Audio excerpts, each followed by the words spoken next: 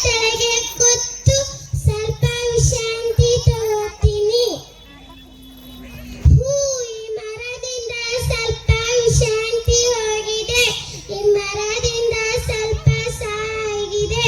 ಈ ಮರದಿಂದ ಸ್ವಲ್ಪ ತಂಪು ಆಗಿದೆ. ಅಯ್ಯೋ ಟೈಮ್ ಆಯ್ತು, ಮನೆಗೆ ಹೋಗಬೇಕು. ಬಾರೋ ಬಡ ಬಡ ಕೆಲಸ ಮುಗಿಸ್ಕೊಂಡು ಮನೆಗೆ ಹೋಗೋಣ. ಆಯ್ತು ಕಣೋ.